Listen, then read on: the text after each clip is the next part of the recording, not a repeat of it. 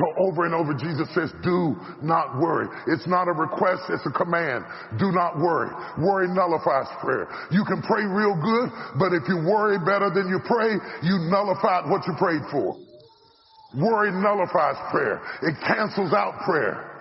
Worry is to have faith in the negative. Worry is faith turned inside out.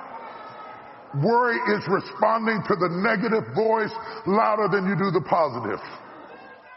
Your thought life is infected by worry. You can't make sound decisions when you're worrying. Anxiety is literally worrying about tomorrow. Worrying about something that hadn't even happened yet. Where are we going to stay? What are we going to do? What did that happen? You want to know everything, you control freak. You profess to walk by faith and not by sight, and yet you want to know everything about something that hadn't even happened yet? You're making yourself anxious. You're making yourself sick. You're making yourself hard to live with. Because you think everybody has to report to your office. God is not going to report to your office. He's not going to give you details. Isn't it funny how there will always be somebody to bring you back news to worry you? Listen to what I'm saying. There's nothing that can be done about yesterday. You got to come out of yesterday. There's nothing nobody can do about yesterday. You don't see anywhere in the Bible where anybody is praying about yesterday. And yet every time you get a microphone, you're crying about yesterday. Come out of your history. Come out of your history. It don't matter who was right. It don't matter who was wrong. You got a devil in front of you to fight. You can't fight the devil behind you and have your hands free for the devil in front of you. Behind every moment of adversity in your life, there is a blessing and a lesson. Every moment of adversity has those two things. Pain always leaves a gift. Always. It's not going to change for you. It's COVID for everybody. This ain't just you. Your world 42 ain't finna crumble because you got to change your career. You have to change your career. You just said it in the question.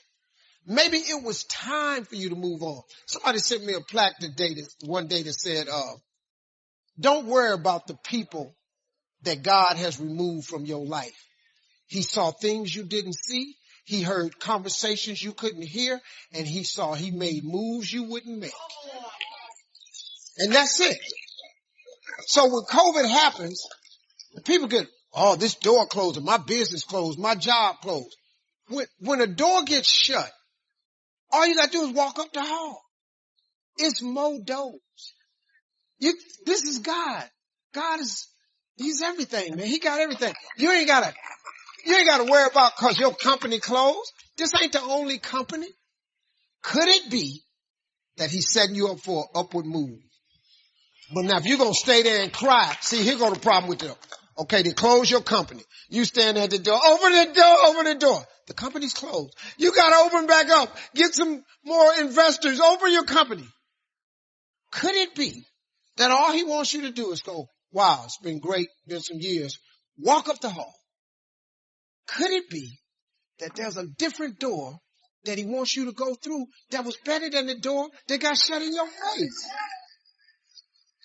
It's really, you have to live your life in expectation of wonderful things happen. God is a merciful God.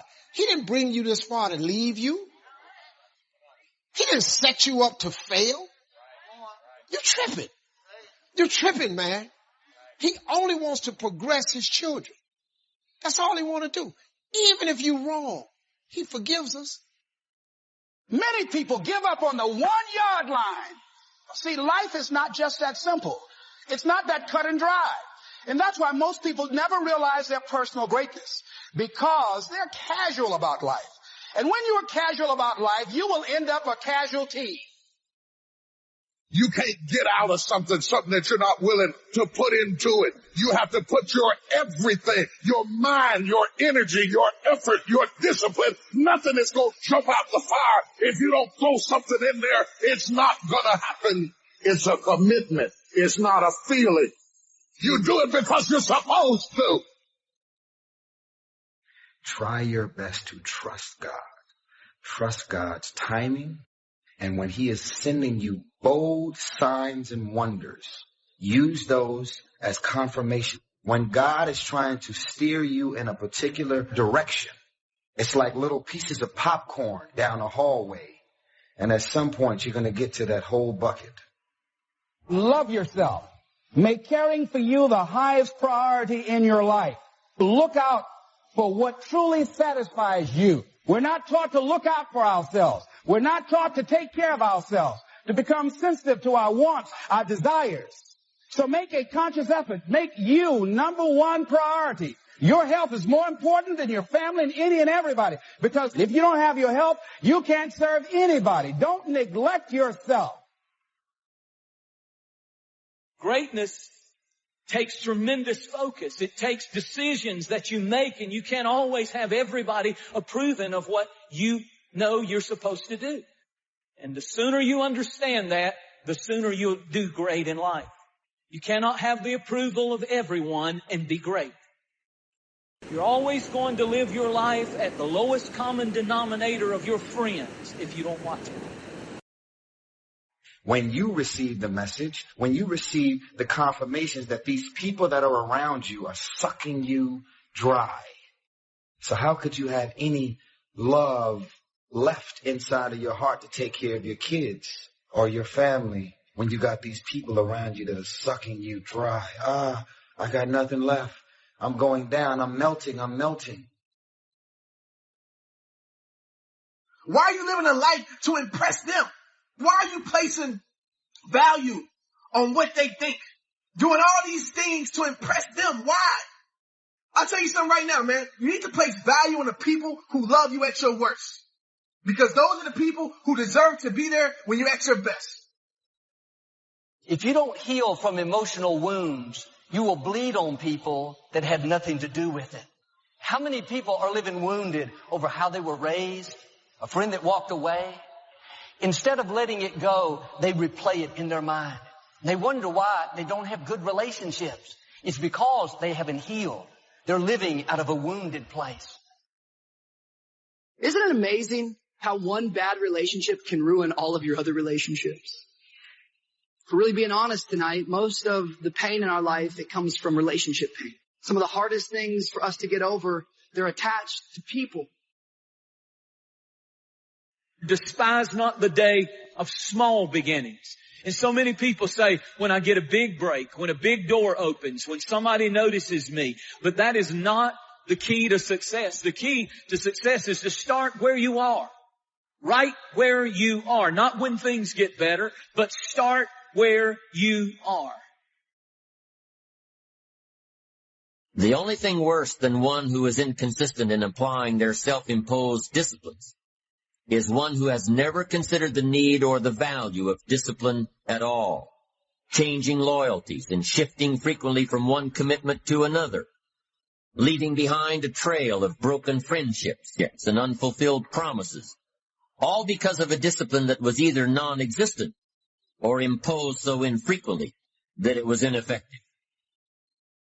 Most of us are worried about suffering. We're afraid of it. When we're suffering and sacrificing, we wonder whether it's worth it. We wonder whether sacrifice or setbacks or suffering is a sign it's not our real dream. See, at the gym, you'd never think, oh, I'm going through some pain and discomfort. This must be a sign I shouldn't be at the gym. You'd never think that. You have to break it down, suffer and sacrifice for it to grow.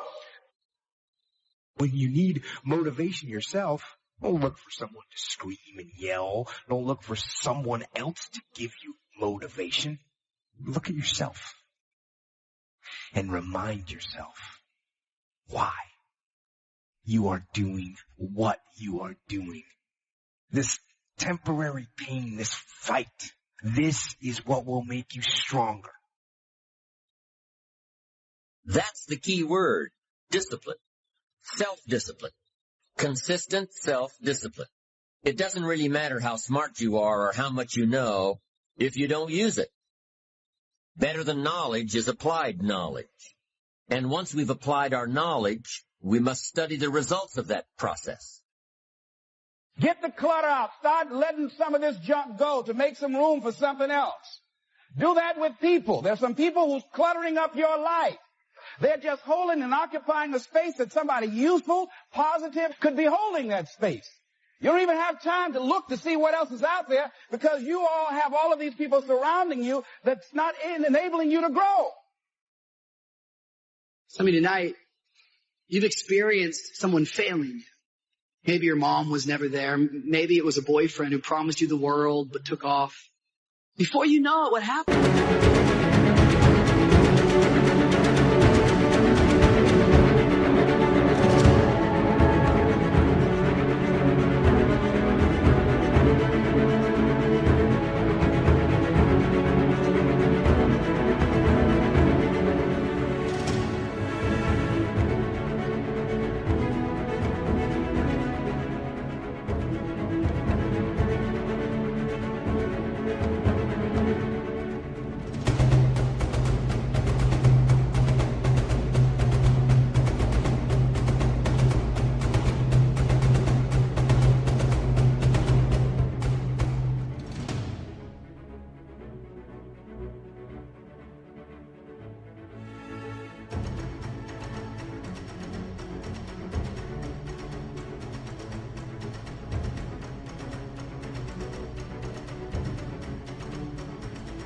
Is these failures are holding us back from getting into our future.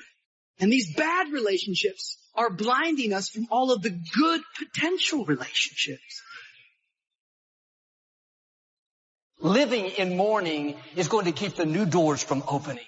You have to heal so you can see the new relationships, the new opportunities. And the quicker you let things go, the easier it is. Your time is valuable. That's a distraction trying to get you off course. This is a verse you must remember all your life. It says, man's days are determined. That means you don't decide how long you live. Your life is on a timer. Extreme environments will turn you into a different creature. Extreme environments will make you move differently. It can happen in the midst of a dark depression. Even in the middle of a gut-wrenching heartbreak, in the midst of unimaginable loss, it can happen. My question to you is, what's about to change inside of you that's going to make people think you can defy gravity? It takes discipline to plan. It takes discipline to execute our plan. And it takes discipline to change either our plan or our method of executing that plan if the results are poor. It takes discipline to ponder the value of someone else's opinion when our pride and our arrogance leads us to believe that we are the only ones with the answers. What are your expectations? What do you expect to get from life? What do you expect to get from your relationship?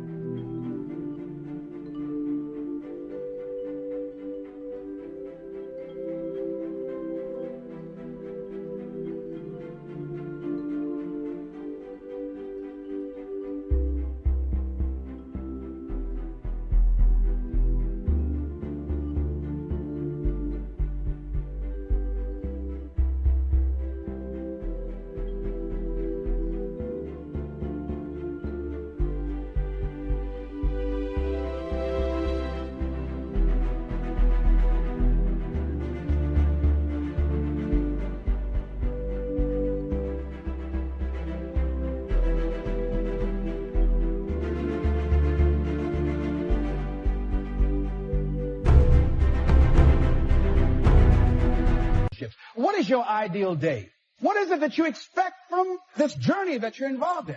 People that have a strong sense of self-approval, they have high expectations for themselves and from others. I must be great. I'm pretty. I must be great. I have this. Validation that comes from stuff is never God. I'm really rubbing the grain. Y'all with me? Are you still with me? You can't wear a watch until who made it? You step on the runway. What are you wearing? You got everybody's name on you but your own. So no one is better or less when it comes to time and change. You become what you are by how you use your 24. You have no idea how strong you are. You're not in this thing, life, by yourself. But one of the things that I know about this thing called life, recognize what had happened, the role that I played in it, I had to keep it moving. Got to keep it moving. Each of us must live off the fruit of his thoughts in the future, because what you think today and tomorrow, next month and next year, will mold your life and determine your future. You're guided by your mind. You have built-in greatness. You have built-in power to handle whatever life throws at you. And life is going to be throwing a lot of stuff. Nobody's going to be spared. That's why Viktor Frankl called it unavoidable suffering. But suffering is a choice, because you can suffer or you can choose to do whatever you need to do, overcome whatever you are stuck in right now. Never underestimate the power of influence and associations, and never underestimate the power of your own consistent self-discipline. Sleep late, show up late. Waiting is always easier than acting. Imagine what life would be like if we didn't have to make our bed in the morning. Wouldn't it be fascinating if we didn't have to do these things? What do you suppose would become of us? You're right, not much. One of the great distractions of chasing our dreams is this thing that goes off in our head as we're negotiating the price we're paying. Is it getting too high? Is it too much? And you'll have people in your ear, it's too big a sacrifice. You're going through too much. It distracts all your focus. You can't be executing and negotiating simultaneously. So negotiate it now. Negotiate it with me now. What are you willing to pay? For me, when I'm after something big, as long as it's legal, ethical, and moral, I'll sacrifice everything else. Greatness is not income. On the other hand, poverty is equated to greatness in a lot of people, that if they have nothing, they must be great. And neither one is true. You're not great because you're poor. You're not great because you're rich. Your greatness is not based upon your income. As ye sow, so shall ye reap. It's the realization that your limitations are self-imposed, and that the opportunities for you today are enormous beyond belief. To use all your courage to force yourself to think positively on your own problem. To let your marvelous mind think about your goal from all possible angles. There's some stuff you need to clean out and clear out in your life. Some activities, some relationships, some things, some events, some wrong thoughts, some misconceptions. Mental, physical, emotional, spiritual rubble in your life that you need to clear out. What's the rubble in your life? It's the stuff that keeps tripping you up.